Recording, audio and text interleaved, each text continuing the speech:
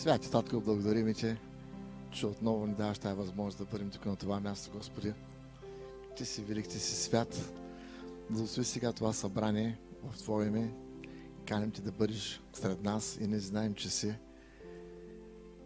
Нека в този чудесен ден отново да чуем Твоя глас. Величаем Те. И нека сега тези песни, които ще изпеем за Твоя прослава, да зарадват сърцето Ти. В името на Исус се моля. Амин.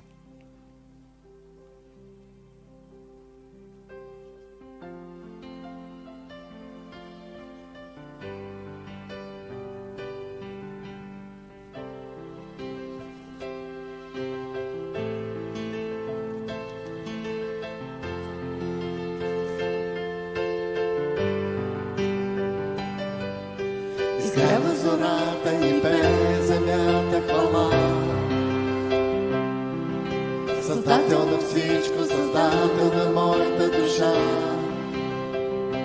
Всичко в мене се стреми да Те познава, Господи. Всичко в мене днес копне да Те прославя, да Те прославя.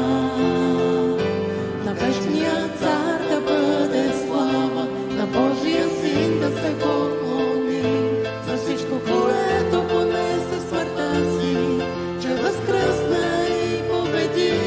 Твоята милост е голяма, Твоята любов ми освободи, Твоята надежда изпълва сърцата, с Теб ще живеем завинаги, завинаги.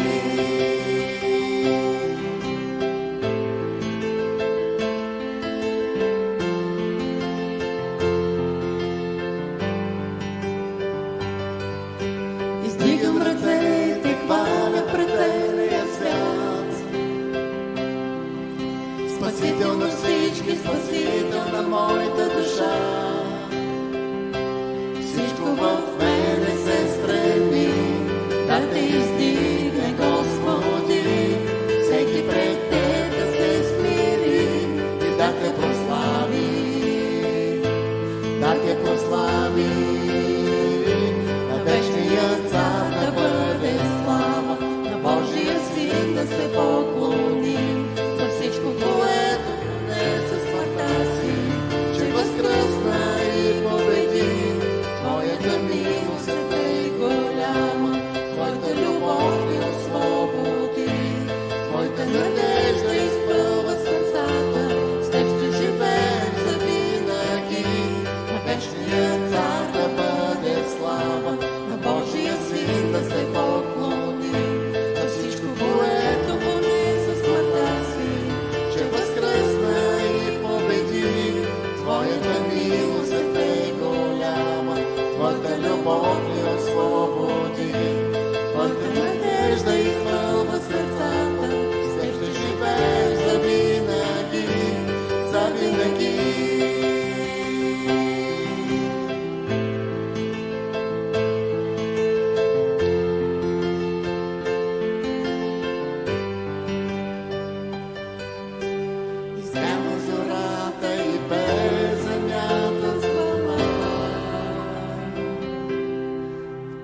Цялата земя е в хвала за нашия Господ. Защо? Защото Господ за нас воюва. Той е силен, Той е верен. И нека да кажем, че Исус Христос е жив. Неговото име, Той е всичко за нас.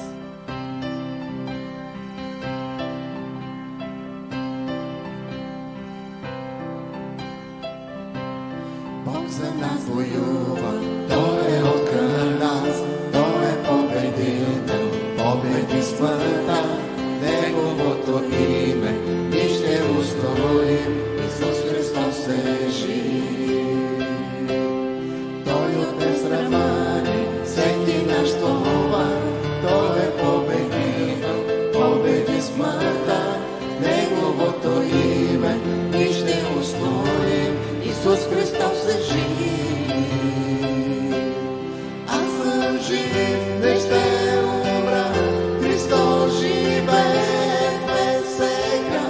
Аз съм спасен, освободен, в името Исус.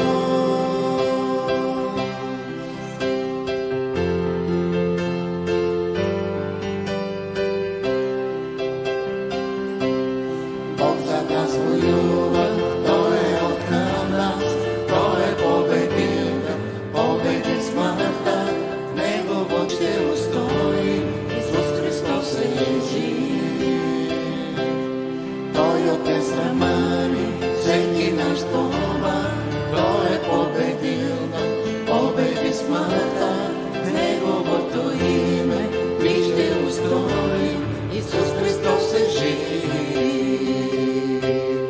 Аз съм жив, не ще умра, Христос живее в мен сега. Аз съм спасен, освободен, името Исус. Аз съм жив, не ще умра, ще хваля славно Господа. Аз съм спасен, освободен, името Исус. Аз съм жив, не ще умра, Христос живее в мен сега. Аз съм спасен, освободен, името Исус. Аз съм жив, не ще умра, ще хваля славно Господа. Аз съм спасен и изцелен в името Исус.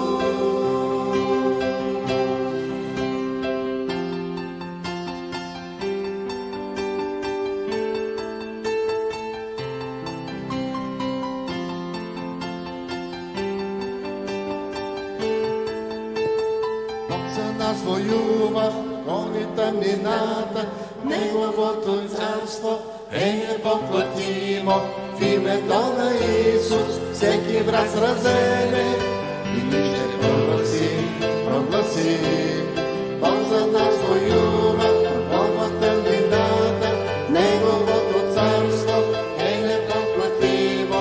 В името на Исус всеки враг сразене и ние ще прогласим.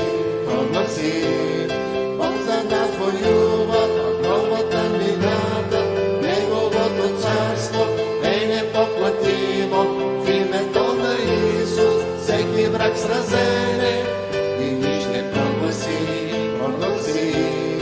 Бог за нас воюва, гонва тъмнината, Неговото царство е непоклатимо. В името на Исус всеки враг сразене и ние ще прогласим. Аз съм жив, не ще умра, Христос живее в мен сега. Аз съм спасен, освободен, името Исус. Аз съм жив, не ще умра, ще хваля славно Господа. Аз съм спасен и изцелен в името Исус. Аз съм жив, не ще умра, Христос живее в мен сега. Аз съм спасен, освободен, името Исус. Аз съм жив, не ще умра, ще хваля славно Господа. Аз съм спасен и изцелен в името Исус. В името Исус. В името Исус. Алелуя. Господ е добър, милостта му трае до века. Алелуя.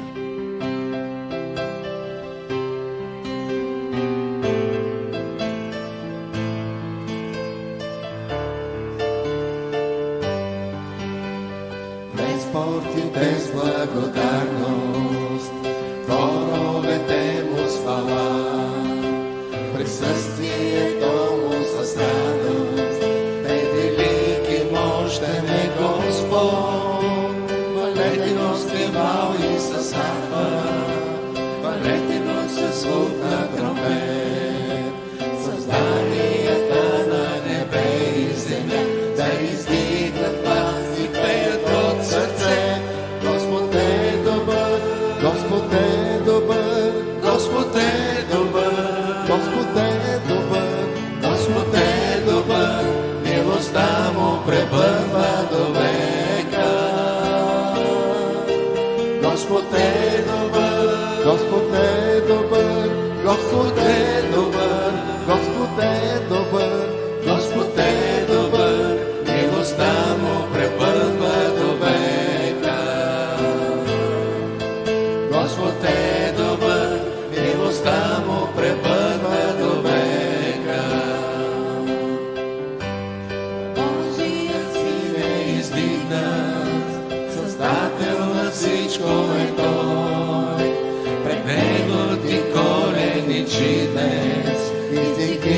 ръце и прехваление, Божия Син е издигнат, Създател на всичко е Той.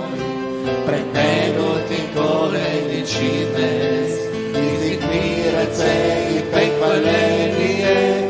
Господ е добър, Господ е добър, Господ е добър, Господ е добър, Господ е добър, милостта му пребъдва до века. Господ е добър, Господ е добър, Господ е добър, Господ е добър, Господ е добър, милостта му пребъдва до века. Господ е добър, Господ е добър, Господ е добър, Господ е добър, Господ е добър, милостта му пребъдва до века. Господ е добър, милостта му пребъдва до века. Господ е добър, милостта му пребъдва до века. Халелуя, Господи, наистина Ти си добър, Ти си най-великият, Ти си най-нежният, Господи. Издигаме ръце и Те хвалим, Господи. Казваме, че няма подобен на Тебе.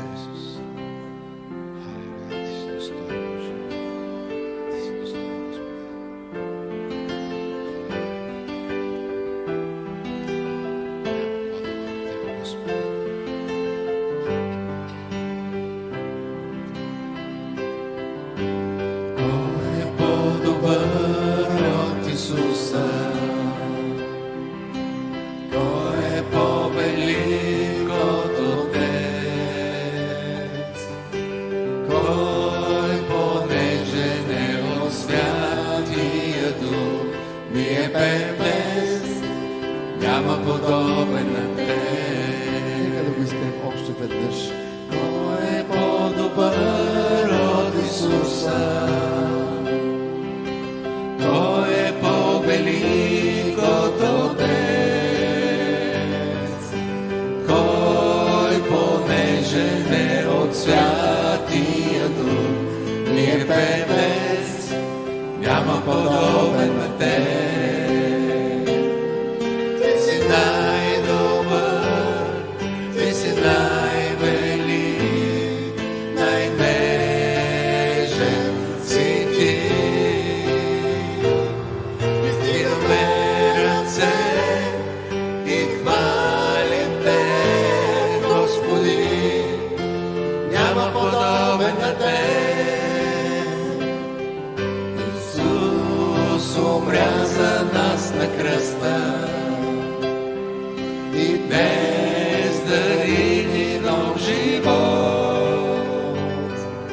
Святия Дух изпълва ни с любов. Ние пеем днес, няма подобен на Бог. Исус умря за нас на кръста и днес дари ни нов живот. Святия Дух изпълва ни с любов. Ние пеем днес, няма подобен на Бог. Ти си най-добър, Ти си най-велик, най-нежен си Ти. Издигаме ръце и хвалим Те, Господи, няма подобен на Те. Ти си най-добър, Ти си най-велик, най-нежен си Ти. Издигаме ръце и хвалим Те, Господи, няма подобен на Те. Господи, Господи, няма подобен на Те. Господи, няма подобен на Те.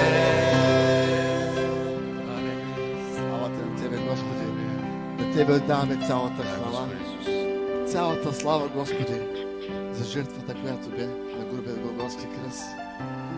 И си възхвален си, Господи, и почетен като наш Бог, като наш цар, Да, Господи. като наш славен Господар.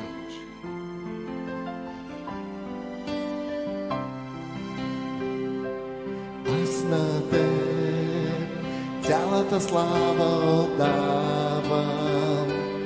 Аз на Теб цялата хвала отдавам. Аз на Теб цялата слава отдавам. За жертвата, която бе Ти, само Ти достоен си за почит. Сътвори всичко на света. Възхвален, почетен като мой Бог и Цар. Славен си, Господар. Аз на Теб, аз на Теб, само на Теб отдавам хвала. Аз на Теб, аз на Теб, само на Теб отдавам Ти хвала. Аз на Теб цялата слава отдавам. Аз на Теб цялата хвала отдавам. Аз на Теб цялата слава отдавам. За жертвата, която бе Ти, само Ти, само Ти, достоен си за почит. Сътвори всичко на света. Възхвален, почетен като мой Бог и Цар. Славен си, Господар. Аз на Теб, аз на Теб, само на Теб отдавам хвала. Аз на Теб, аз на Теб, само на Теб отдавам Ти хвала. Аз на Теб, аз на Теб, само на Теб, аз на Теб, да, на Теб, само на Теб отдавам хвала. Аз на Теб, аз на Теб, само на Теб отдавам Ти хвала. Само на Теб, само на Теб отдавам Ти хвала. Само на Теб отдавам Ти хвала. Алелуя, нека да дадем хвала на Господа. Той заслужава. Алелуя, Той заслужава. Той е на трона. Той е достоен. Той е издигнат и възвишен. Покланяме се пред Тебе, Господи. Алелуя. Достоен е Твоето име. Да, Боже. Искаме да бъдеш тук във всяко сърце тази сутрин. Алелуя.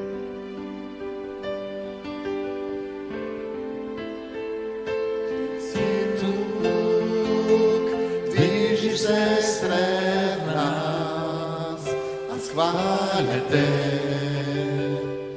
аз хваля Те. Ти си тук, действаш вътре в нас. Аз хваля Те, аз хваля Те. Ти си тук, бъдеш наш цар. Аз хваля Те, аз хваля Те. Ти си тук, вършиш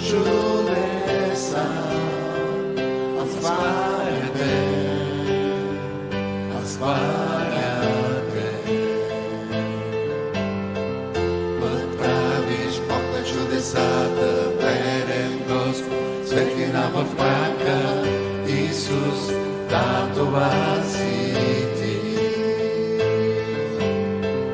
Път правиш, Бог на чудесата, верен Господ, светлина в мрака, Исус, да, това си ти.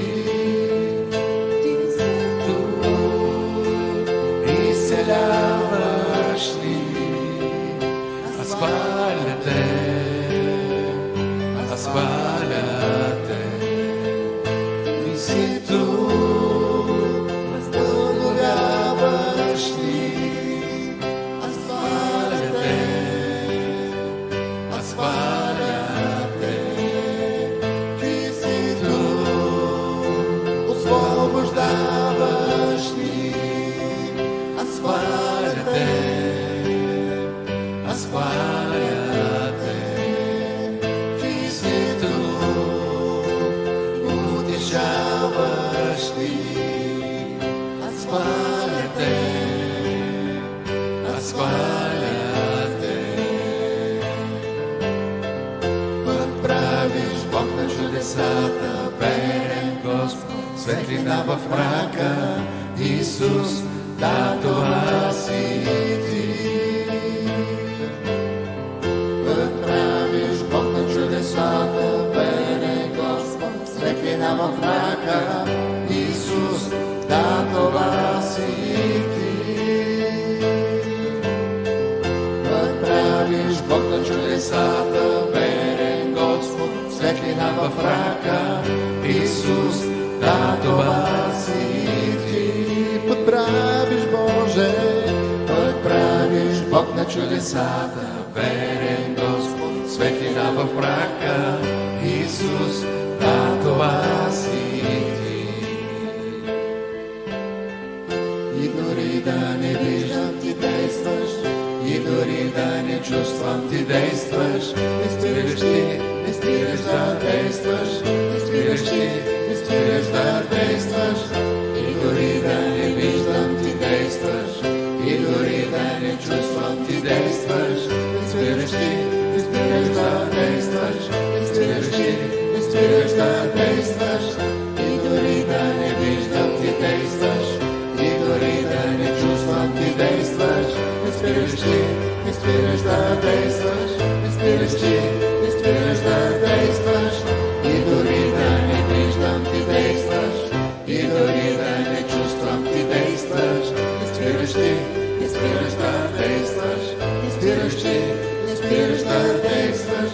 Път правиш, Бог на чудесата, верен Господ, светлина в мрака, Исус, да, това си ти.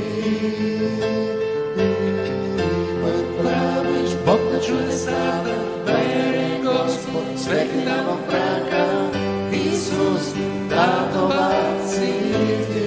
Път правиш, Боже, път правиш, Бог на чудесата, верен Господ, светлина в мрака, Исус, да, това си ти. Път правиш, Бог на чудесата, верен Господ, светлина в мрака, Исус, да, това си ти. Това си ти, да, това си ти, да, това си ти. Да, това си ти, да, това си ти, да, това си ти. Това си ти, Господи. Ти правиш път там, където няма път. Ти отваряш врата там, където няма врата. Ти си този, който, Господи, ни извеждаш на тучни и зелени пазбища, за да можем да виждаме Твоята слава, за да можем да се наслаждаваме на Твоето присъствие. И тази сутрин мощният Свят Дух нека да направи това, което е необходимо и важно за всеки един от нас. Ако има затворени врати, нека да бъдат отворени в името на Господа. Ако има пътища, които са непроходими, нека да бъдат отворени за светиите на Господа. Боже, Ти познаваш всеки един тази сутрин. И ако има някъде проблем, ако има някъде затворена врата, Ако има някъде кръстопът и не знаем къде да продължим, молим Те сега в Твоето велико име, отвори, дай път, Боже, направи наистина място за Твоите свети. Направи място, Господи, където да бъде издигнат олтар за Господа. Направи място, където да има един духовен витил във всеки един от нас, в който да извикаме: Ава, Отче, защото ние сме Твоите синове и дъщери, защото ние сме Твоята църква, Господи, Твоята невяста, тази, за която Ти отиде на кръста и умря за нея. Тази сутрин ние Ти молим с благодарни сърца. Живей в нас, Господи. Живей в нас чрез Твоя дух. Изпълвай всеки един от нас. И нека да се наслаждаваме на привилегията да Те познаваме, на привилегията за това, че сме избрани, на привилегията за това, че сме Твои синове и дъщери, на привилегията за това, че можем да бъдем в Твоя дом днес и да издигнем святото Ти име, да вдигнем ръце и да Те хвалим, защото си достоен. Достоен и славен и велик. Ура, Васили, Хампапа, Ренда Сая. Алелуя, верен и свят Бог си, мощен, силен. Ти правиш път там, където няма път. Ти си този, който наистина ни обичаш толкова много, че извървя пътя, за да бъдем спасени. Удържа до край, за да бъдем изкупени. Даде живота си за нас, за да мине вечен живот чрез Тебе. Халелуя, слава, слава, поклон Ти отдаваме. Поклон Ти отдаваме, наслаждаваме се, Боже, наслаждаваме се на присъствието Ти. О, раба, Сантара, Хампа, халелуя. Халелуя, слава, слава, слава. Слава, Господи.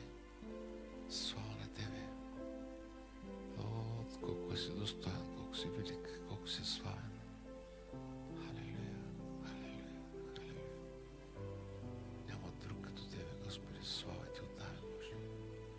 Халелуя, халелуя. Поклон Ти отдаваме, поклон Ти отдаваме. Поклон Ти отдаваме, Господи. Да, Боже, поклон, поклон, поклон, слава и чест. Да,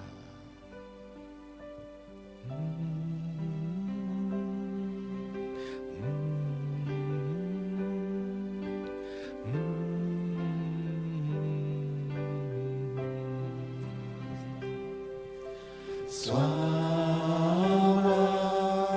слава, слава на Христа.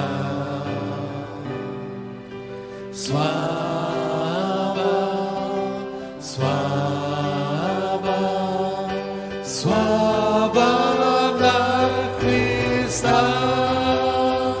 Ти си чудесен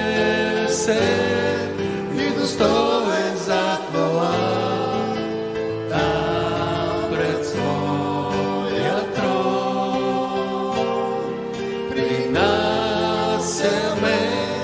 Ти жертва на хвала пред святия Ти трон. Ти си чудесен и достоен за хвала. Там на своя трон принасяме Ти жертва на хвала пред святия Ти трон. Слава, слава, слава на Христа. Слава, слава, слава на Христа. Ти си чудесен и достоен за хвала. Там на своя трон принасяме Ти жертва на хвала пред святия. Ти си чудесен, Ти си чудесен и достоен за хвала. Там на своя трон принасяме Ти жертва на хвала пред святия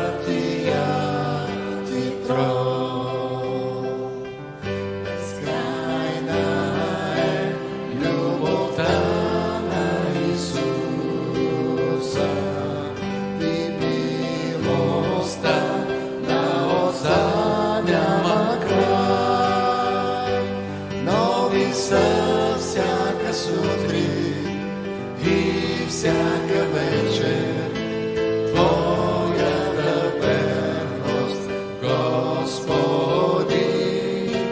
неизразима е. Безкрайна е любовта на Исуса и милостта на Отца няма край. Нови са всяка сутрин и всяка вечер. Твоята верност, Господи, неизразима е. Нови са всяка сутрин и всяка вечер. Твоята верност, Господи, неизразима е. Кажи на някой до себе си: Твоята вярност е неизразима, Господи. Тя е нова всяка вечер. Твоята милост е нова всяка сутрин. Слава на Бога за това прекрасно време, което може да имаме днеска в Неговото чудесно присъствие.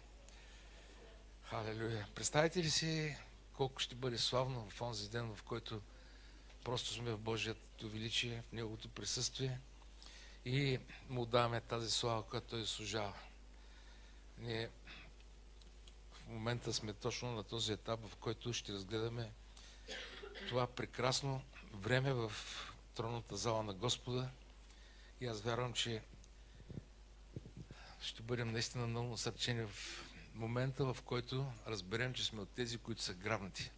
Както знаете, вървим в посока да разгледаме книгата Откровение и с Божията помощ и чрез Святия Дух да тълкуваме това, което всъщност ни казва Словото на Господа.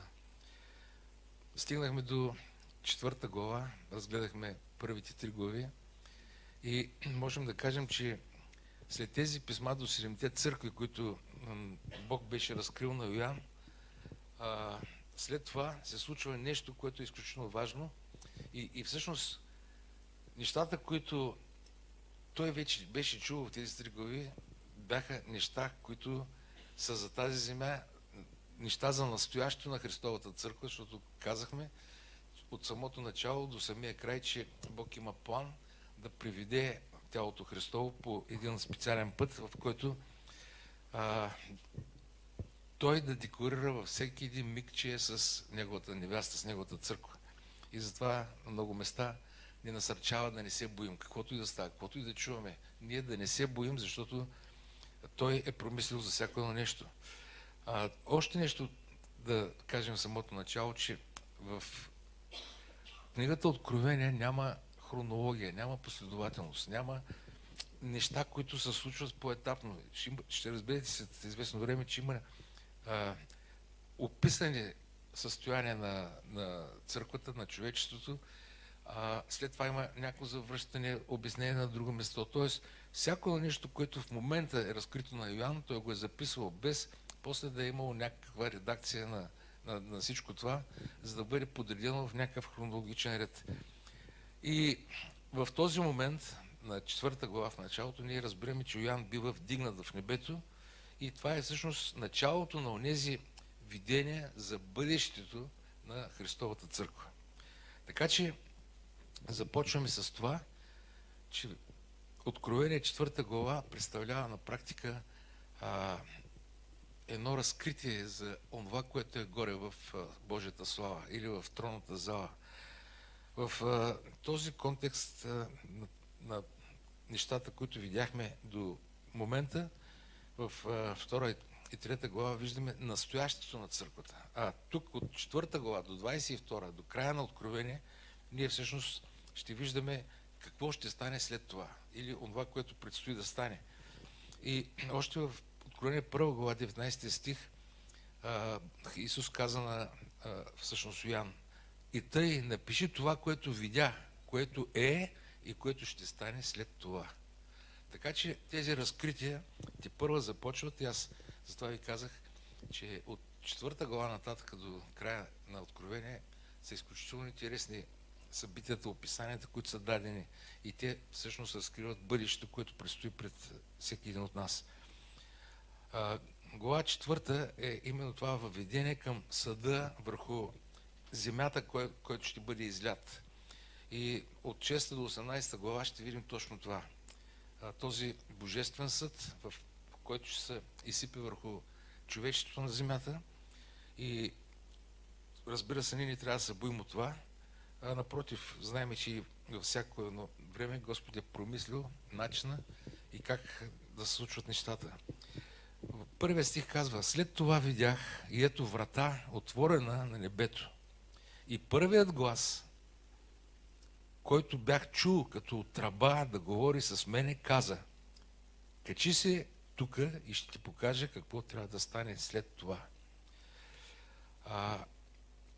Виждаме, че вратата е отворена. Значи, след като той е бил на земята, след като е разказал всичко, което Бог има за тези църкви, казахме, че църквите представляват световната църква от заминаването на Исус, от Неговото възвисение до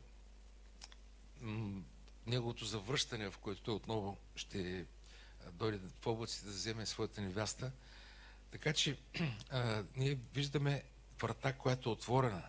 Същата тази врата, отворена, е вратата, която се описва в Филипяните 3 глава 8 стих.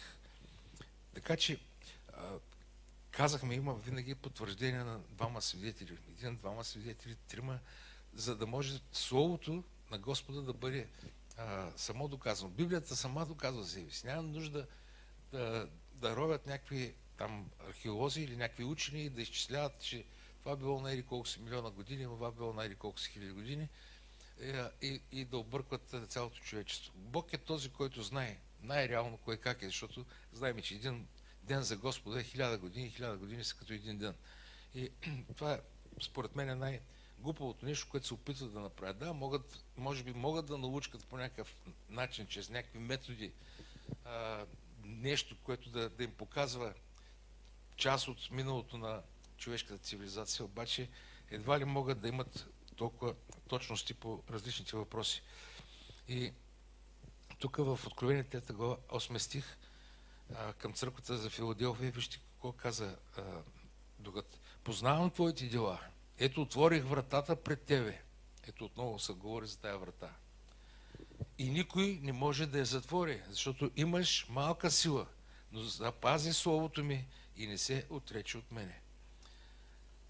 Говорейки за тази врата, която тук се описва в 4 глава, 1 стих, ние виждаме, че вратата към Божията слава, към Божието присъствие е отворена. И всеки може да дойде и да потърси Господа, защото Господ затова умря на кръста, за да не погине никой, който вярва в Него, да има вечен живот. И Неговото желание да няма затворени врати пред хората, които искат чрез вярата си да дойдат при Него и да го приемат за Спасител и Господ. Като преди това, разбира се новородят, покаят се и имат вечен живот вследствие на това, което са повярвали и са тръгнали да следват. Йоан е покорен на Господа и той е поканен да бъде в Неговата слава, защото той чува гласът на Исус. В Откровение 1 глава 10 стих, връщаме се пак в началото, Словото казва: в Господния ден бях в изстъпление чрез духа и чух за себе си силен глас като от тръба, който казваше. Тук виждаме модела на грабването. Нещо подобно ще се случи в онзи ден за Христовата църква или за Неговите избрани. Това, което той преживява сега в духа си, един ден ще бъде реално за всички от тези хора, които са повярвали в Господа. Има една тенденция от някои християни богослови, които вярват, че това описание е директно изпълнение за Христовата църква. Не, това е изстъплението в Йоан. Той чува тръба и се качва в небето преди да започне, забележите, съдът на земята. И това е много важно, защото тази демонстрация на този модел ни показва, че църквата Христова наистина ще бъде грабната в онзи ден, в който Господ е определил, ден, в който никой не знае нито денят, нито часът, каза Словото. И в този славен миг Господ ще дойде в облаците, за да посрещне своята невяста, която ще чува тази тръба и ще откликне на този повик. Така че църквата определено, според това, няма да мине през голямата скръб. Първо Словото си, 4 глава, 16-17 стих, вижте какво казва. Понеже сам Господ ще слезе от небето с повелителен вик, при глас на архангел и при Божията ръба. И първо ще възкръснат мъртвите в Христа, после ние, които сме останали живи, ще бъдем грабнати и заедно с тях в облаците да посрещнем Господа във въздуха и така ще бъдем винаги с Него. Съвсем ясно, тук апостол Павел ни предупреждава и той със сигурност това го знае от святите, което той му е разкрил, че ние ще бъдем грабнати в облаците и заедно ще се съединим с нашия Господ в слава. В Откровение на апостол Йоан 3 глава, 10 стих, това е от главите, които вече отминахме, Словото казва така: понеже си опазил моята заповед да издържиш, то аз ще опазя тебе от часа на изпитанието, което ще дойде върху цялата вселена, да изпита онези, които живеят по земята. Отново виждаме потвърждение от другия свидетел, другия стих, който ни казва точно това, че Господ всъщност ще направи така, че да опази своите светии. Той по никакъв начин няма да допусне някой да се гаври с неговата църква, защото ние сме любимата му невяста. Той за това отиде да приготви място, което око не е видяло, ухо не е чуло, за да може тя да бъде настанена в това славно присъствие завинаги. И когато живеем с тази мисъл като християни, няма да има никакъв страх и безпокойство в сърцата ни. Защо? Защото знаеме, Йова Ире е промислил. Йова Ире знае какво се случва, кога ще се случи, как ще стане. Единственото, което се изисква от мен, аз да го обичам, да го почитам, да го следвам и доколкото мога чрез Святия Дух в мен да противостоя на греха и да застана в Неговата слава тогава, когато дойде този славен момент.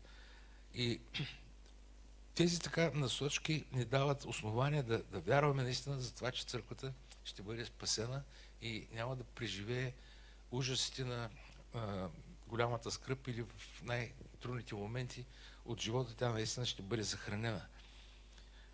Веднага, казва втория стих, бях в духа и ето престол стоеше на небето и на престола седеше един. Бях в духа. Йоан получава видение и ние виждаме, че той не се издига физически, а той се издига в духа. И така че тук централният образ на практика е тронът. И видях, казва, престол, който стоеше на небето. Тронът е този така централен образ, който се описва тук в тази част от Словото. Защо? Защото небето е управлявано. Небето е главният команден център на Вселената. Небето има всички онези физически сили и ресурси, за да го има този контрол и на земята да има някакъв баланс и хармония, въпреки злото, въпреки дявола, който е на земята и който прави нещата да бъдат наистина много трагични, да има хаос, да има безпорядък и всичко останало. Но тронът е там, има управление, има цар. Така че този земен хаос да бъде на практика не може да бъде извън контрола на Бога. Бог контролира всичко това. Вие виждате как се насочва вниманието на хората именно към този безпорядък. Ако някога е имало два пола, сега няма да има два пола. Сега ще има ели колко си пола. Вече не знам доколко стигнаха. Дори много се шуми в момента, нали, за участието на България в Евровизия и текстът стана много така дискутиран. Дори там в това послание на този текст се говори точно за този хаос. Че искаме свобода, искаме хаос, искаме всичко, искаме да влезем под властта на дявола и той да влияе в живота ни и тези изповеди, които се правят от милиони по лицето на земята, те са пагубни. И Защо? Защото бащата на лъжата продължава да мами човечеството и иска повече и повече хора да влязат в тази интрига и да бъдат такива, които да бъдат водени от него, а не от Святия Дух и от Духа на доброто. Небето, казахме, е управлявано. То не може по никакъв начин да бъде извън контрола на Господа, защото Той е суверенен, мощен Бог. Бог казва, седежи спокоен, суверенен. В Псалом 2, 4 стих, вижте какво потвърждение получаваме. Този, който казва, седи на небесата, ще се смее. Господ ще им се подиграе. Защото човеците мислят много неща, мислят за собствени интереси, държави, управници и така нататък. Обаче Господ седи в контрол и им се подиграва буквално за всички от тези действия, които се опитват да правят. В още един псалом, 115, 3 стих, Словото казва: нашият Бог е на небето, прави всичко, което му е угодно.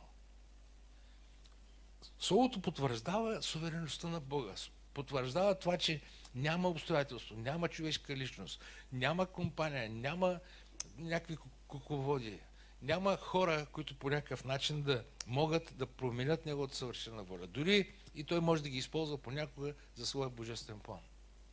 Без да се усетят, без да приложат всичко това.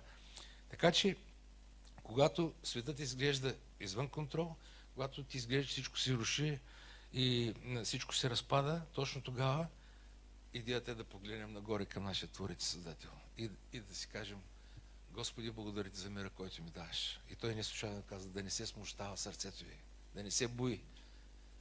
Вярвайте в Бога, вярвайте в мене. Желанието му е точно това, да предразположи своята църква, своята невяста, да бъде спокойна и по никакъв начин да не се влияе от обстоятелства, от чувства, от емоции, от неща, които са фалшиви. И затова и в християнството ние трябва да бъдем наистина дълбоки. Трябва да бъдем хора, които живеят с идеята за това какво трябва да правят и как трябва да го правят според Словото на Бога. Третия стих продължава и казва: и оня, който седеше на гледане, казва, беше подобен на камък и ги изрежда яспис и сардис, и около престола имаше дъга, подобна на гледане на смарагд. Йоан вижда, че не само има трон, но има и някой, който седи на този трон. И този някой е толкова, как да кажа, толкова сияен, той не може да го види, но той вижда всъщност отражението, той вижда славата, той вижда светлината, той вижда нещо, което наистина го стъписва и дава описанието, че беше подобен, казва, на камък. И описва кои са камъните. Това са скъпоценни камъни. Яспис, сардис.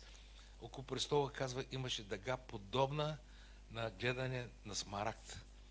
3 много важни скъпоценни камъка са описани тук. И Бог не е описан пряко, защото няма човек, който да е видял Бога. Вие знаете в изход какво казва Словото. Рече още: не можеш да видиш лицето ми, защото човек не може да ме види и да остане жив. Това са думите на великия Бог, когато той се обърна към Моисей. Няма как да стане това нещо. Няма човешко същество, което до момента да го е видяло и да може да ме опише и да ме нарисува.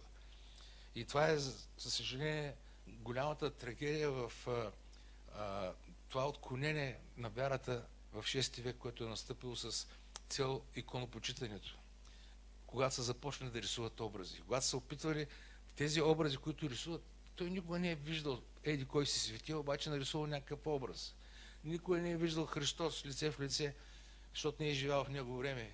Минали са вече 600 години след неговото възкресение, обаче рисуват, не знаят. Някъде, гледам сега по филмите, ролите, които дават на Христос, ги играят черни, другаде мулати, на друго място руси с сини очи и така нататък. Всеки интерпретира образа и хората по някакъв начин се покланят на този образ. А Словото изрично казва: не си прави кумири, изображения, не им се кланяй, не им отдавай тази почест, защото те са фалшиви, те са сътворени от човешка ръка. Обаче човечеството обича да си илюстрира нещата, така било по-лесно, по-добре, когато се молиш за някой, нали, както, примерно, имаш снимка в джоба на децата, на любимата и така нататък, и ти като си погледнеш това нещо и просто имаш още по-голяма любов, нали, да мислиш за тях и да ги съхраняваш. Ами, Христос е дух, Бог е дух. Ако Той е в нас, няма нужда да го слагам в някакво тефтерче или в някакво там паспортно съдържание, където в кълъвката има място за още една снимчица. Просто Той трябва да живее в нас, Той трябва да не изпълва, той трябва да е всичко. Така че тези описания, които днес се правят, са буквално бих казал идолопоклонство, защото точно това се случва. А не само това. Преди няколко години бях в Рим и влизах в базиликата на Петър, Свети Петър и Павел, там където, нали, се говори историята, че са убити.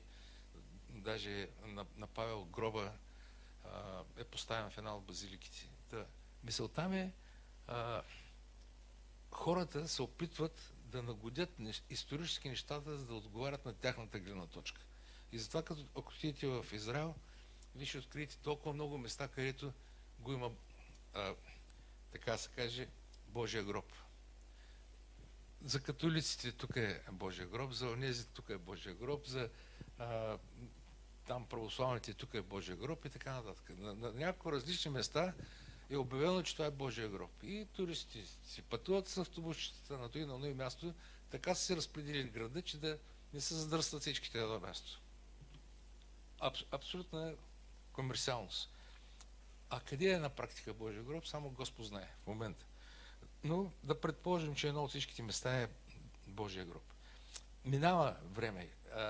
Изкрозвода, който наводи и каза, по тази пазарна улица, която е изключително широка, където Христос е вървял нали, с кръста, от тук по цялата улица, всички тези камъни, един няма от и време.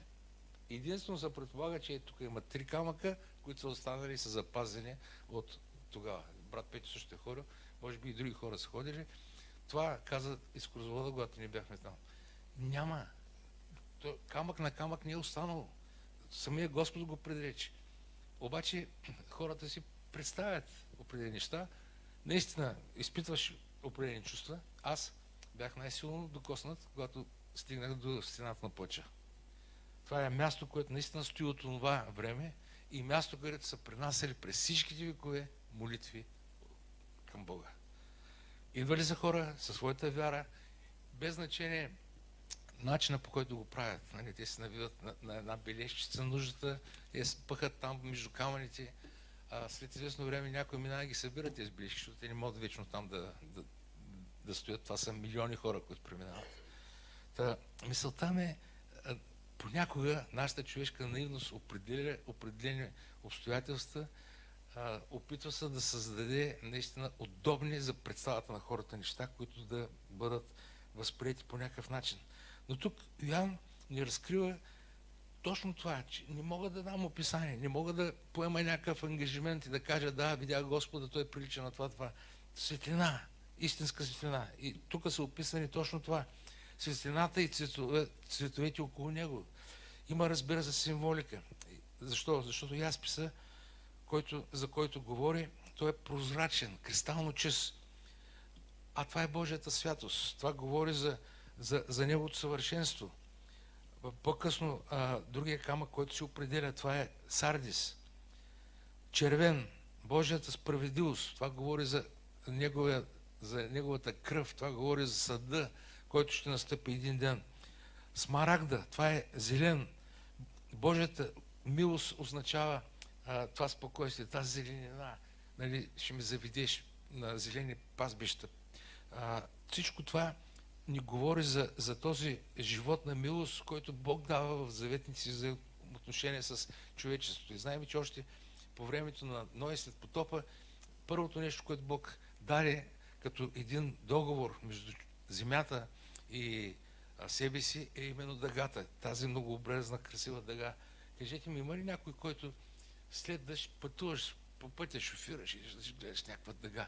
Даже хората спират, слизат, почват да снимат, правят снимки от тераси, от балкони, от хотели, откъде ли. Защо? Защото това е Божията красота. Това е онова нещо, което Бог иска отново да демонстрира в човешките взаимоотношения. И ясно го е казал, че Той ще постави този завет. Дъгата е завет. И в книгата Битие, 9 глава, 13 стих, вижте какво казва Словото. Поставям дъгата си в облака и тя ще бъде знак на завет между мене и земята. И всеки ден или всеки път, когато има такова, нали, природно явление да има дъжд, след това винаги Божието обещание излиза. И даже самия Бог го казва. Прочете там около тези стихове на 9 глава, за които ви говоря, и ще видите, Господ казва, за да мога да гледам и да си напомням това, което всъщност съм обещал. Така че дори в съда Бог помни и има милост. Той помни кой е казал, какво се е случило. Така че около престола на съда има дъга. Дори там, на тронната зала, тази дъга е подчертана. Преминаваме към 4 стих. И около престола, казва, имаше 24 престола. И на престолите видях да седят 24 старци, облечени в бели дрехи, и на главата им имаха златни венци. И на главите им имаше златни венци. Текста ни говори за 24 старци. Това означава, че около главния престол може би имало някакви по-малки престоли, където са стояли тези хора. Кои са всъщност тези старци? Има някои, които казват, че това са ангели, които са с по-висша степен и те са около главния трон поставени. И обаче никога аз не съм видял някъде ангелите да седят на престоли, никъде в Словото това не е описано. Те не носят венци и най-важно не се наричат старци, защото те са вечни. Другата вероятност, която е най-логичната и най-приемливата, това е, че това са представители на изкупената църква от времето преди Христос и от времето след Христос, което отговаря според мен на действителността и Библията го доказва. 24, това са племената на Израел, плюс 12, които са апостолите, и това е цялата изкупена общност. Те представляват точно това. В Откровение обаче на апостол Йоан, 21 глава, прескачаме малко, за да ползваме подкрепата на посочката. Като свидетел, 12 стих казва: градът имаше голяма и висока стена. Забележете, с 12 порти. И на портите имаше 12 ангела. И надписите на над портите, и надписани над портите, прощайте, имена, които са имената на 12 племена на израелтяните. Значи всички онези, за които сте чували там, за Завулон, за Симеон, за Юда и така нататък, всички тези 12 имена на 12 племена са записани на тези врати. Така, до тук, значи, имаме със сигурност 12 откровения за това, кои са тези имена. Кои са обаче другите 12? Къде да го намерим в Словото? Това, което го потвърждава. 14 стих, прескачате един и виждате, и градската стена имаше 12 основни камъни с 12 имена на тях. Имената на 12 апостоли на Агнето. Какво каза Христос на Петър? Петре, ти си канара. Върху тая канара аз ще съградя моята църква. Ето ги основните камъни, 12 апостоли. Над вратите старозаветните герои, 12 племена. Обаче основните камъни са новозаветната църква, където стъпва всъщност невястата на Господа, която Бог изгражда. Освен това, тук в този стих ние виждаме, че има бели дрехи описани. И това са праведността на светиите. В Йоан 19 глава, 7 и 8 стих, Словото казва: нека се радваме и да се веселим и нека му дадем слава, защото дойде сватбата на агнето и неговата жена се е приготвила.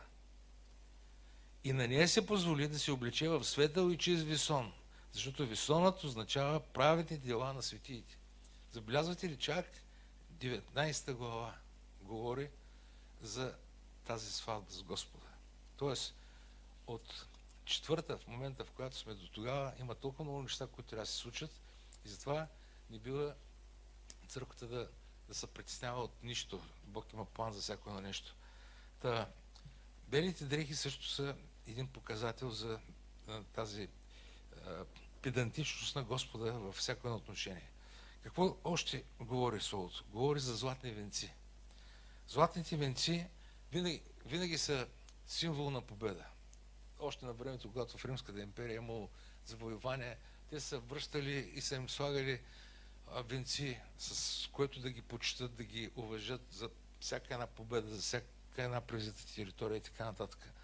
Така че ние виждаме, че това са златни венци, които са дадени на служители на вярата. Дадени са на църквата заради нейната вяра. Още, какво казва Словото? Във 2 Тимотея 4:8: от сега нататък се пази за мене венецът на правдата, който Господ правен съдия ще ми въздаде в онзи ден. И забележете, и не само на мене, но и на всички, които са обикнали Неговото явление. Тоест, които очакват Господа да дойдат, Бог е направил така, че Неговото благословение да дойде върху тях и Бог ще даде награда за тези, които са били ревностни, тези, които са служили. Аз миналия път споменах, може да загубим наградата си, но не може да загубим спасението си. Може някой да няма награда горе в небето, но ще бъде спасен. Някой сега ще каже: хубави думи каза пастора току-що. Значи дори да сгафя нещо да се случи, може да не взема медала, нали, да се окича с венеца, ама ще съм горе. Да, и Словото казва: и спасиха само като главня из огън. Опърлени, нали? Виждали сте такива дървета, които са започнали да горят, обаче са дръпнати на време и не са успели да изгорят. Обаче нямат визия, нямат красота. Те са достатъчно вече опушени и обгорели от всичко, което става. Подобно християнство ще има за мнозина, за съжаление. Много ще бъдат обезличени от пипалата на живота в този свят и от компромисите, които са правили, живейки безразсъдно, не приемайки наистина Божията любов за даденост, не приемайки Неговата велика милост, не приемайки Неговата жертва на кръста, за това, че Той умря за нас. Но Бог ни обича, Той дава втори шанс. И каквото и да е станало, дори да си паднал, дори да си някакво престъпление извършил, дори да си убил, Господ пак дава шанс. Пак дава шанс да можеш да дойдеш при Него и да го намериш като Спасител и Господ. Така че златните венци са интересни. И продължава стиха и казва: те пееха за изкуплението. Те пееха. Там ще има нова песен, която ще се пее. Сега някой път, като слушам, нали, става ми приятно, връщаме се така години назад с някой ретро песен, обаче друго си е така нова песен, нали, хвалим Господа с нова песен. Друго е нещо непознато. Там хвалението няма да спира. Там постоянно ще има хваление пред Господа. Там няма да има хора, които да са ангажирани с каквото да е. Първо, няма да има физиологични нужди. Защото няма нужда да постоянно да ходиш напред-назад и да търсиш нали, тоалетна и всичко останало. Там просто ще има други разбирания, ще има друго отношение, ще има друг живот. Сега много често можем по някакъв начин и повод да се налага да мърдаме напред-назад. Разбира се, не ви го казвам това с цел да идвате с памперси в църквата. Казвам го с цел предварително всеки да помисли, че е добре, когато сме тук, да отдаме хвала и слава на Бога. И затова всеки познава себе си, но когато има, разбира се, необходимост, всеки е свободен да излезе, да го направи, което е важно. И важното е да слушаш, да мислиш. И преминайки вънка, пак има източник на информация, която записва това, което става тук, така че нещата са регулирани. Така, значи те пеят изкупените. И вижте какво казва Словото в Откровение на апостол Йоан, в малко по-късно, 5 глава, 9 стих. И пееха, казва, нова песен, казвайки: достоен си да вземеш книгата и да разпечаташ печатите, защото си бил заклан и с кръвта си изкупил си за Бога човеци от всеки род, език, племе и народ. И направил си ги на нашия Бог царе и свещеници. И те ще царуват на земята. Слава на Господа! Бог е предвидил всяко нещо в своята структура. Господ е решил как и по какъв начин нещата ще се случват, след като църквата един ден бъде горе в неговата слава. Така че ангелите, те не са изкупени. Те са Божии творения, те са създадени от Господа, но църквата е изкупена. Църквата е тази, която всъщност е била оправдана чрез Христовата милост, Христовата любов, Христовата жертва, чрез Христовата проляна кръв. И това е важно да се знае. И затова тя отдава слава, затова тя го хвали, затова тя му благодари. Защото по всякакъв начин желанието на Бога е тази, която наистина Той е оправдал, изкупил и умрял за нея, да го цени. Как бихте се чувствали, ако правите нещо добро за някой и той въобще не отреагира на вашия добър дел? Вие сте го направили с много любов. Някой път сте били ощетени, спестявали сте средства, искали сте да направите най-доброто за детето си, примерно за рождение ден нещо да го зарадвате. Обаче той не оценя абсолютно нищо. Даваш му камиончето, той го поглежда и го фраска в земята и го чупи, примерно. И те се прекършва всичко. Защо? Защото си го направил с любов и обича, а то въобще не е оценено. Да не говорим за взаимоотношения между мъж и жена в семейството, колко пъти се случва точно това. Тя прави нещо добро за него, приготвя му хубава храна, това чака го се върне с търпение. Той изпъшква, изроптава, измърморва, нищо не оценя, или пък обратното. Така че това е живота, но Господ го е предвидил всичко да става по много по-различен начин. И важното е да знаем колко е ценно това за нашия Господ. 5 стих продължава и казва: и от престола излизаха светкавици и гласове и гръмове. И 7 огнени светила горяха пред престола, които са 7-те Божии духове. Затова вече малко говорихме преди това. Не знам, сещате ли се или не. Но текста ни говори за светкавици, говори ни за гласове, говори ни за гръмове, говори ни за Божието присъствие и говори именно за Божия съд. Така че, какво ни казва потвърждението за това от другите свидетели?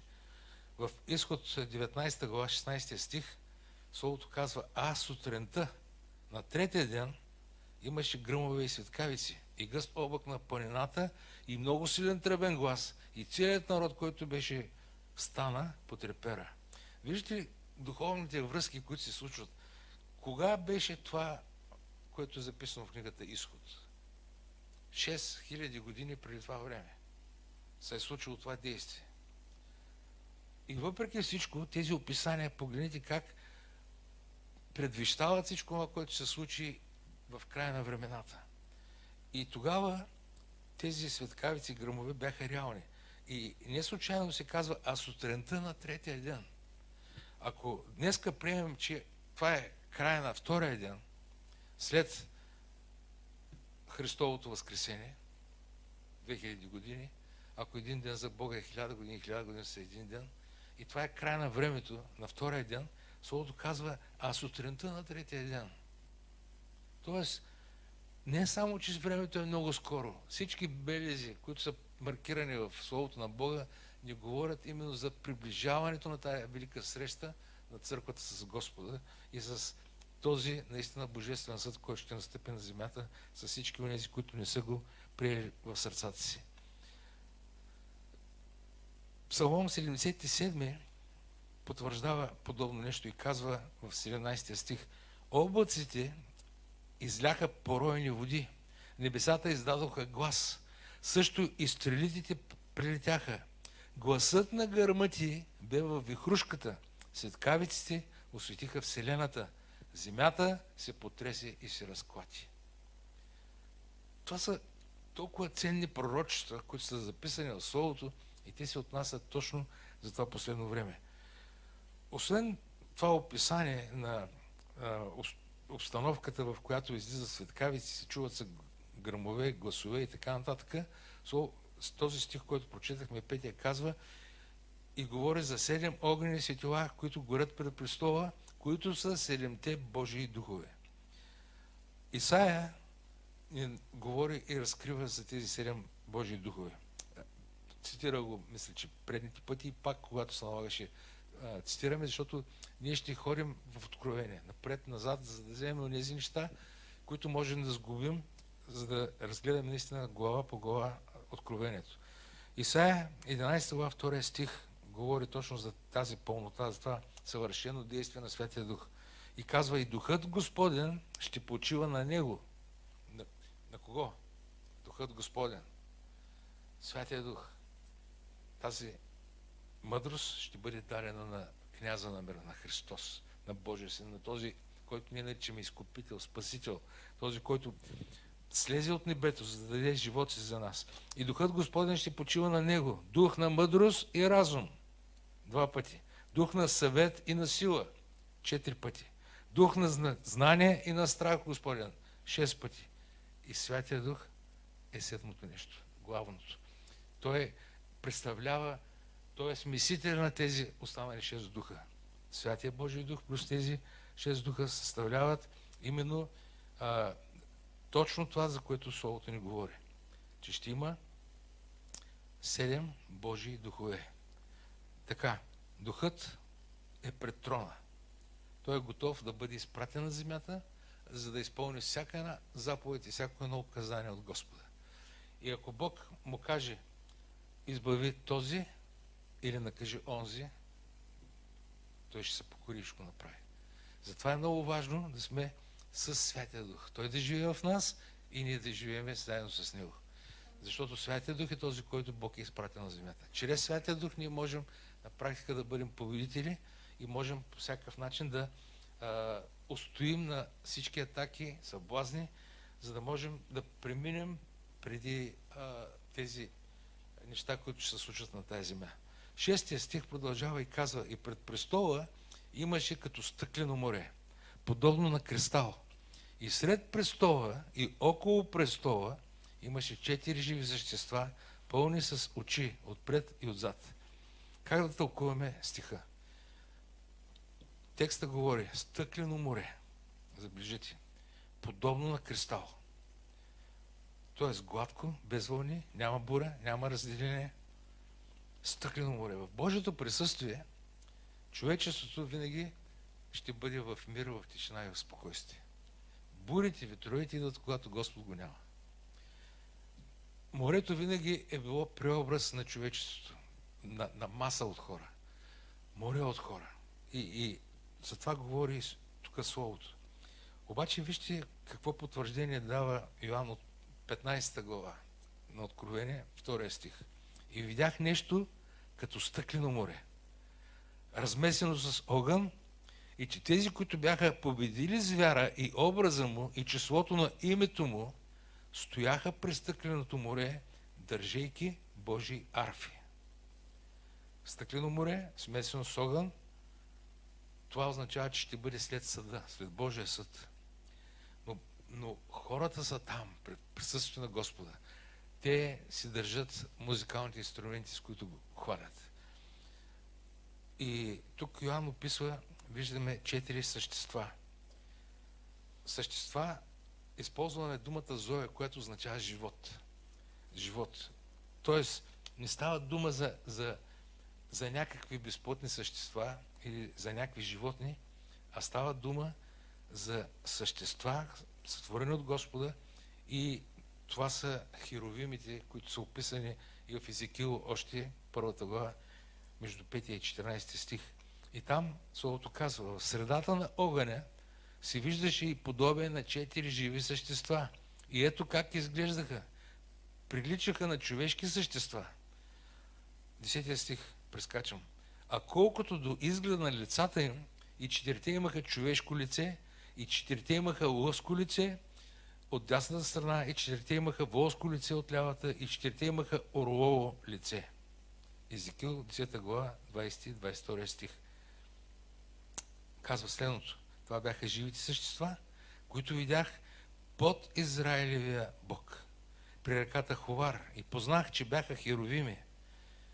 21 стих. Всеки имаше 4 лица и 4 крила. Под крилата си имаше подобие на човешки ръце. А лицата им приличаха на онези, които видях при река Ховар. Всяко вървеше право пред себе си. Едно прекрасно описание добиваме от пророческата книга на Езекил, която потвърждава нещата, които Йоан вижда в тронната зала. И всичко това ни говори за онази Божия премъдрост и сила. И тези същества са наистина точно тези, които хвалят денонощно Господа. Денонощно хвалят Господа. И описанието какво ни говори? Казва лице на лъв. Това означава царство и сила. Другото описание, което дава, е лице на теле. Телето за какво се използва? За работа. Винаги да го впрегнат, да работи. Това означава служение, вярност, жертва. Лице на човек, разум, мъдрост. Нещо, което е изключително ценно и важно. И казва последното, лице на орел. Орела лети бързо, лети високо, той не се влияе от каквото и да е. Той може отгоре да види в реката или в морето рибата, да се спусне, да я грабне, да я дигне. Може да види животното, мишката и каквото ще да е, колкото и дребно да е. Това е орела. Издигнат, величествен. И цялата слава по всеки начин е за Господа. Така че тези описания, които са дадени тук, са изключително ценни, за да може да проумеме тази Божия премъдрост относно тези херувими, които е създал. Те, между другото, представляват цялото творение.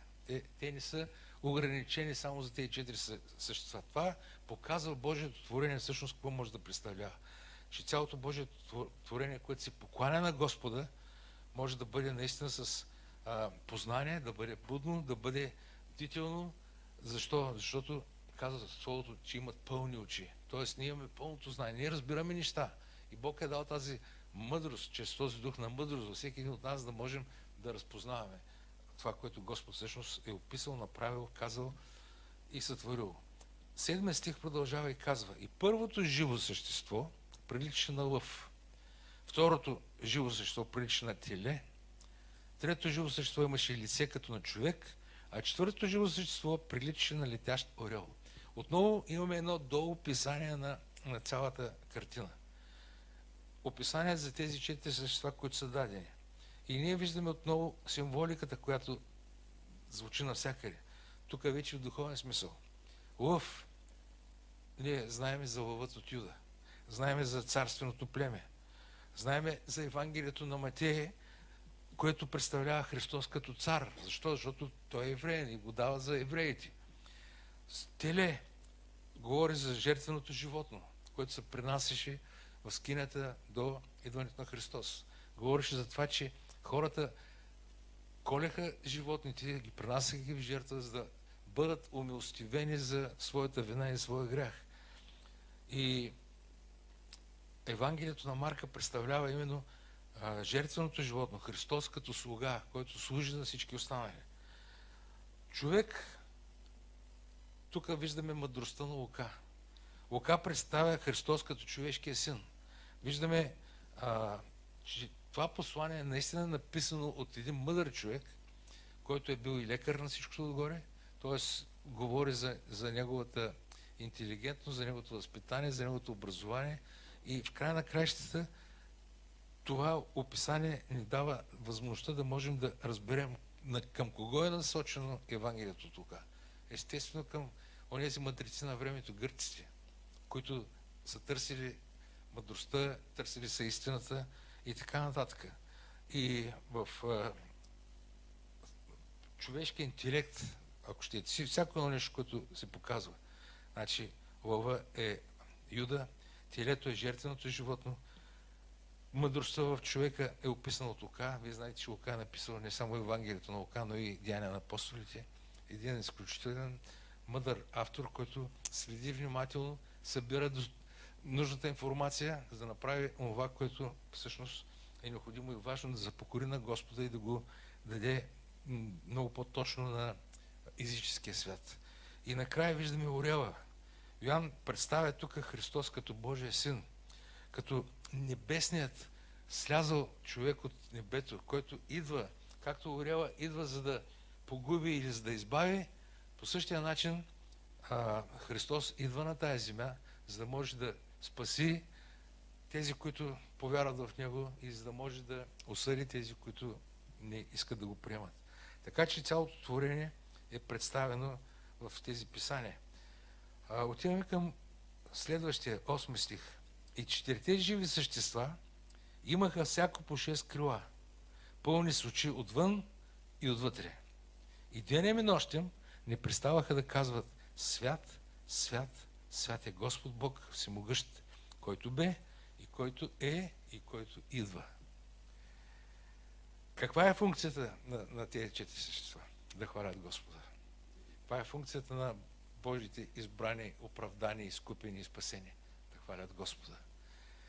Бог затова не е призовал, за да имаме живот вечен. И водим тая подготовка от земята. Така че текста ни говори за тези същества, че имат 6 крила. Кой друг ни говореше за подобна история? Исаия, 6 глава, ни казва: над него стояха серафимите, от които всеки имаше по 6 крила. С 2 покриваше лицето си, с 2 покриваше нозете си и с 2 летеше. Това ни говори за почитанието към Господа. Това ни говори за онзи начин, по който те не смееха да си вдигнат главите. Те само казваха: свят, свят, свят. Какво пък ни говори това последователно повтаряне на думата свят? За Божествената Троица. Тя говори за това, че всяка една дума означава, че Отец е свят, че Христос е свят, че свят е Дух е свят. И това трикратно повторение показва тази върховна святост, която е събрана в Троицата, която е уникална. И много хора не могат да я разберат, много хора не могат да разберат как така Исус е единосъщ с Отец, излязъл от Отца, в същото време е различен и така Божия дух се носил по земята и не могат да включат, че тези 3 лица на Бога съставляват именно Неговата всезнаеност, Неговата съпричастие, Неговото присъствие на всяко едно време, на всяко едно място и така нататък. И стихът продължава и казва, за този казва, който бе, който идва и който е в момента реалния. Значи веднъж е бил, сега продължава да бъде тук и ще дойде отново. И това е прекрасна илюстрация на всички тези неща, които ще дойдат изразени в образа и в лицето на тази Божествена Троица. Така че небесната дейност е непрестанно поклонение. Дейност, в която няма да има почивка от прослава. Денонощно ще хвалим нашият Господ. Разбира се, ще има може би и други неща, които ще правим, други задачи, които ще вършим. Бог знае най-добре каква ще бъде цялата тази структура в Неговата вечност. Но така или иначе, едно от най-важните неща е, както херовимите, да хвалим Бога. 9 и 10 стих казват следното нещо. И когато живите същества отдават слава и почет и благодарност на седящия на престола, забележете, кой е на престола? Живее до вечни векове. Значи те отдават слава, почет, благодарност на седящия на престола, който живее до вечни векове. И 24 старци падат пред седящия на престола и се покланят на живия до вечни векове и хвърлят венците си пред престола, казвайки. Опитвам се да се мислено аз като Йоан в духа си да погледна тази картина, да видя тази божествена красота, в която той, онзи, който ще живее до вечни векове, стои на трона, величествен. И постоянно идват и му отдават слава и почет. Идват 24 живи същества, за които говорихме. Идват патриарсите, идват апостолите, те всъщност са там и постоянно хвърлят венците си, дават му слава и казват за неговото величие и святост. И говорят за това, което наистина е толкова ценно и важно. Казват, по-късно ще го прочета стиха, но само за да го вържа. Достоен си, Господи наш, да приемеш слава и почет и сила, защото ти сътворил всичко и по твоята воля всичко съществува.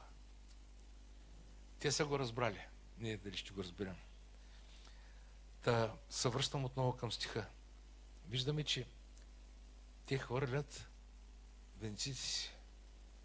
И това е много ключов образ, защото всичко, което ние сме постигнали, скъпи сестри и братя, всичко, което имаме в нашия живот, ние го дължим на Него. Защото ние го имаме от Господа, за да го прославим и Той да бъде възцарен и издигнат. От Него, за Него и за Негова слава. Така че това е толкова важно. Аз нищо не съм постигнал без моят Господ. Никой от нас нищо не е постигнал без Неговото величие и слава. А Той е този, който може да направи всичко. Всичко, разбирате ли? Той е този, който възкресява мъртви. Той е този, който прави всяко едно нещо в Неговото могъщество, в Неговата слава. Едно интересно нещо мога да ви споделя. И тук в един такъв период винаги, обикновено след Великден, започват кокошките да, как се казва, да се разкочват. Така ли се казва? И т.е. искат да стават майки. И ако им сложиш там някакви яйца под тях, те лягат отгоре им и 21 дена лежат върху тези яйца, за да ги измътят. Излизат и ни хубави малки пухчета, знаете. И всичко е много красиво, ако завърши по един такъв начин. Обаче, една от моите там кокошчици даде индикация, че има желание да мъти. И посъбрал някое друго яйце от другите кокошки, легна там на едно място, обаче не беше подходящо място. И аз реших да я преместя. Преместих я, малко се бунтуваше в началото, но прие варианта и реши да остане и да бъде покорна на това, което също аз искам от нея.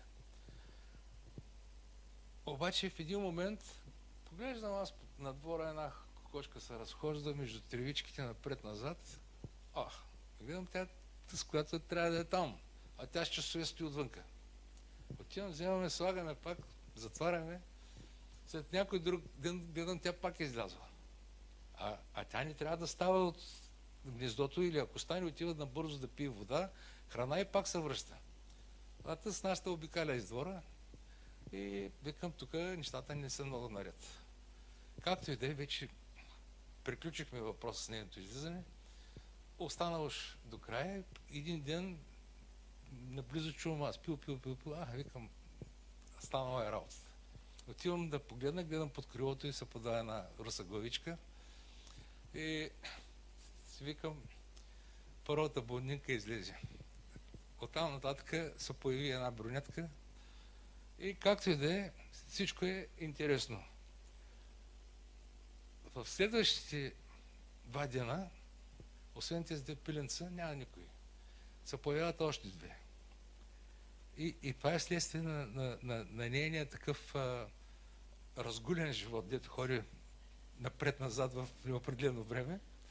И следващия момент виждам аз, че тя вече излиза с тези 4 пиленца навънка, а другите яйца ги остава вътре. И не се връща вече по тях. Викам, какво става тук? Днеска тъй, утре тъй, няма. И след няколко дена, значи първо тези пиленца 4 ги измъти не на 21 ден, а на 28-я. Не знам, чували ли сте такава история. 28-я. Една седмица след нормално. Както и да е. Значи продължава да минава още време. Те стоят там още поне 2 дена.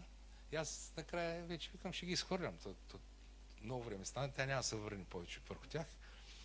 И вземам ги, викам я в един момент да погледна дали имат вътре зародиш, защото каква е причината. Отварям първото яйце, едно хубаво пиле, ама вече уплътнило, така да се каже. Просто не е стояла до края. Ако беше затворена и беше стояла върху тях, щяха да изядете другите. Следващото, последващото, 5 яйца, пълни с... И аз ги хвърлям отворени така в една купичка и в един момент кръчето на едното падна. Викам, какво става тук?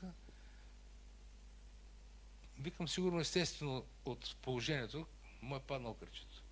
Обаче взех го в ръката си, минали са 10 дена от нормалното износване. После, като изкарах яйцата, ги бях сложил в една кофичка и стояха вънка на зимни условия, не зимни, такива хладни условия, вечер падат температурите, още поне 2-3 дена.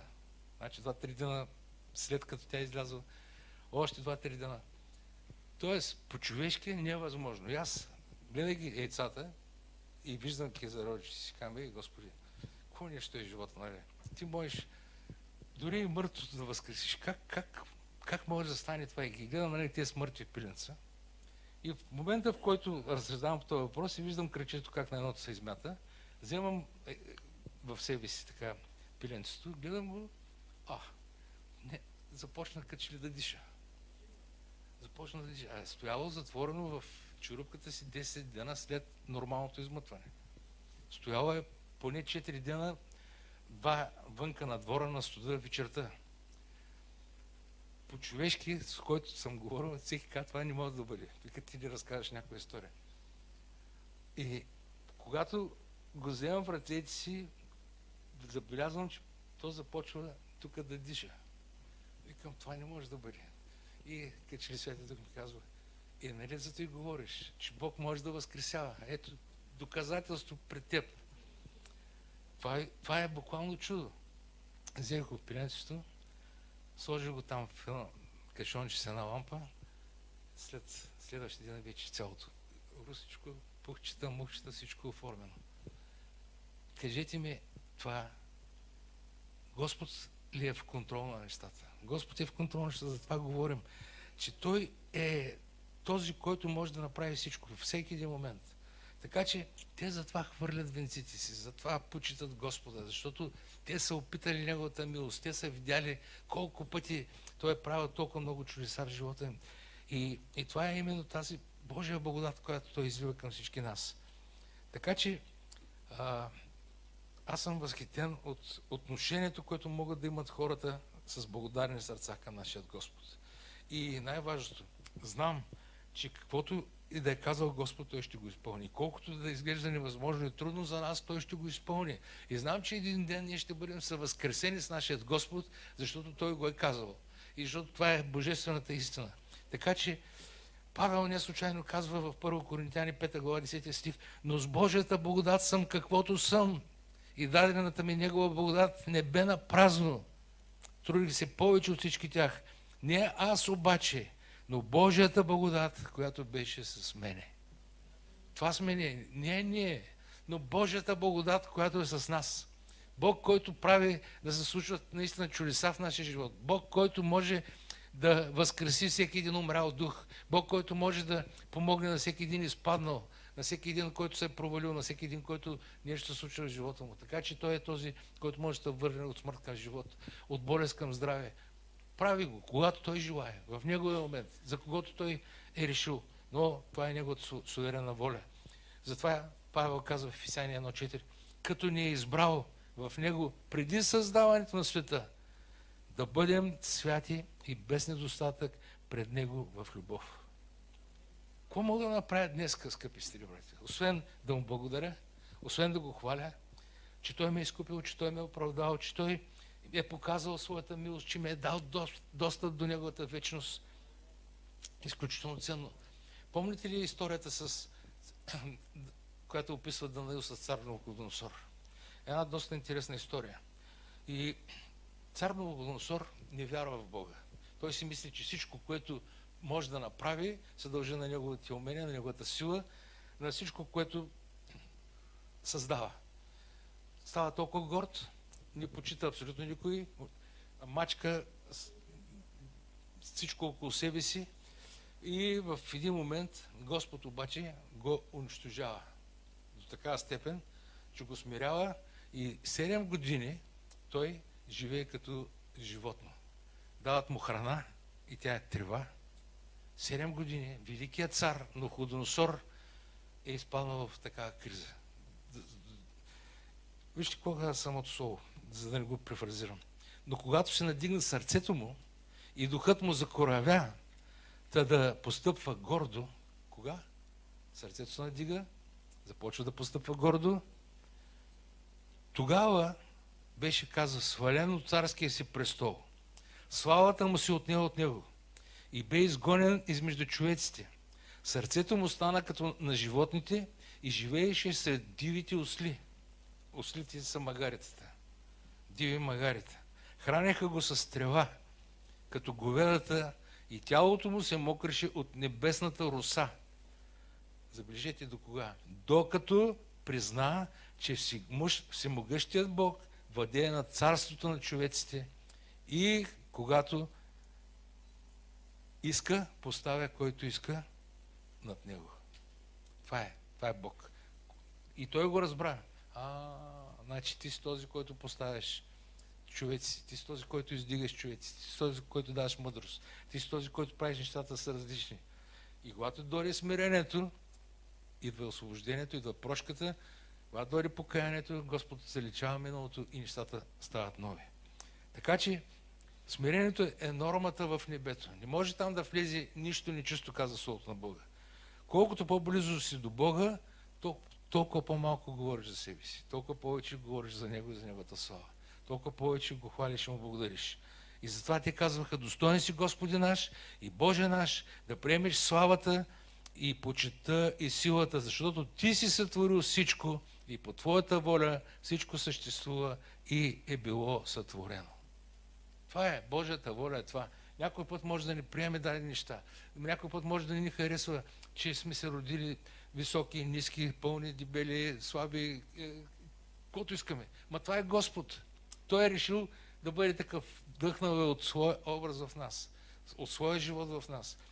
Ние сме Негово творение. И всеки бунт срещу това, кои сме, какво сме и така нататък, и що Бог не е направил това или това, е в наш ущреб. Така че виждаме тук причината за поколението.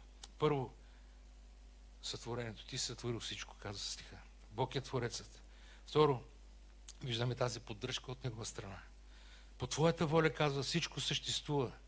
Той не ни е създал и после да се е тръгнал.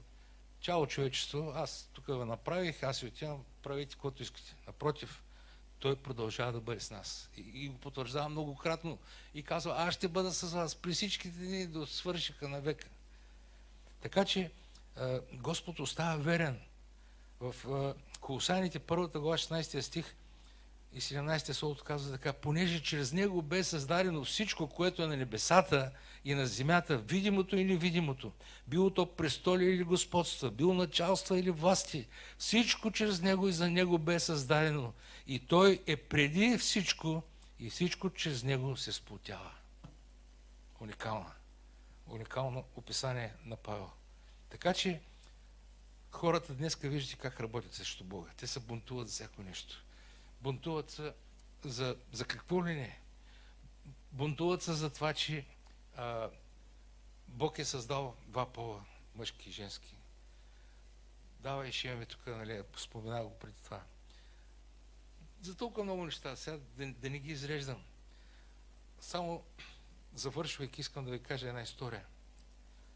По времето на Френската революция решили да не работят 6 дена и 7 да си почиват. На кой беше това желание? Кой създаде този ред? Бог. 6 дена работи, 7 почини. Обаче по време на Френската революция си казали, няма да имаме 7 дена, на 7 ден да почиваме, ще почиваме на 10. Ще работим 9 дена и на 10 ще почиваме. И свобода, революционери създават обстоятелства, нови норми и въвеждат този принцип на работа в Франция. Минава обаче известно време и започват животните да измират. Защо?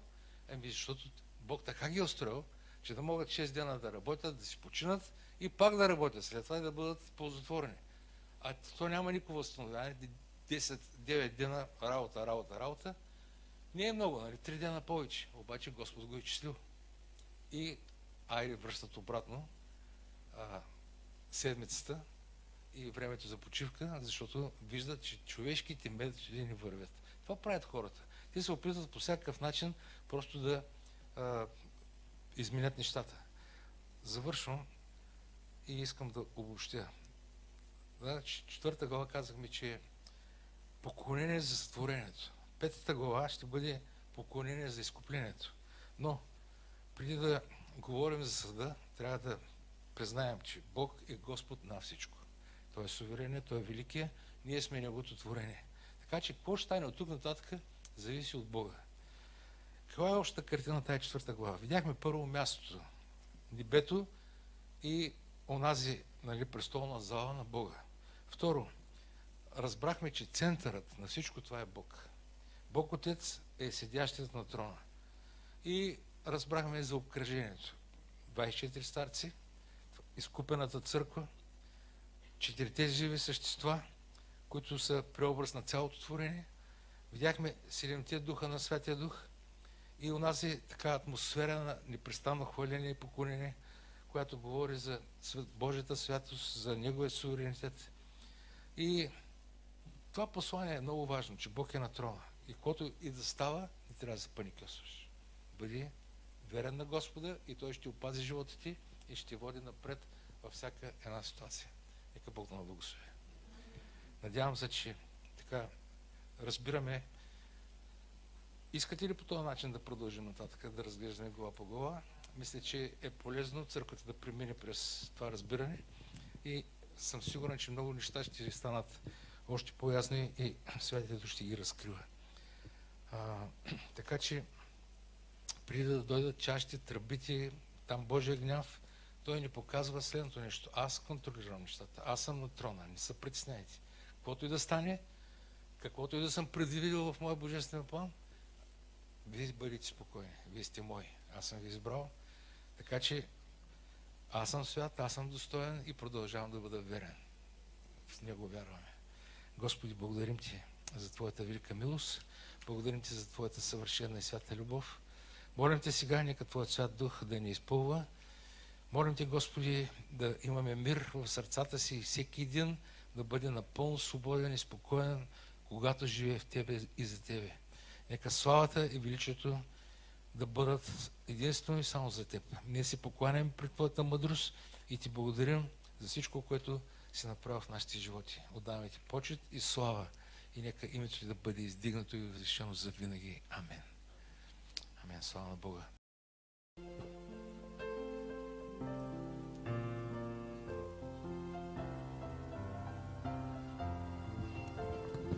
От грех свобода желаеш ли ти? Мощ пред чудна мощ се кри в кръвта. Над зло победа желаеш ли ти?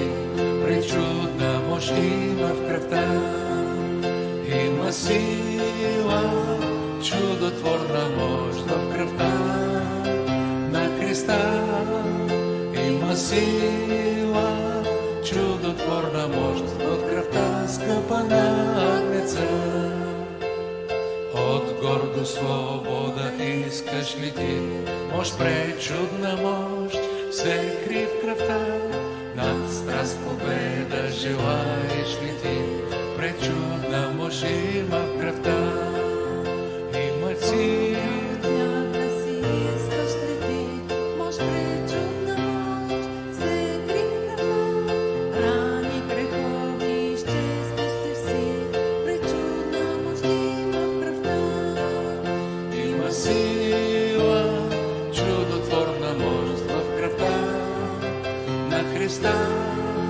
Има сила, чудотворна мощ в кръвта, скъпа на Агнеца.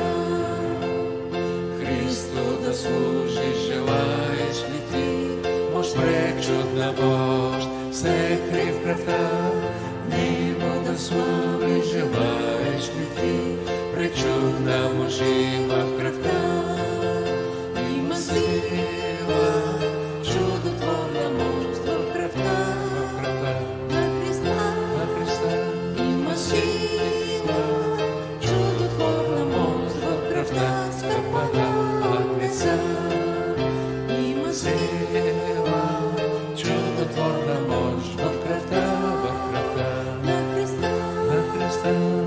сила, чудотворна мощ в кръвта, скъпа агнеца. Да, има голяма сила в кръвта на Христа.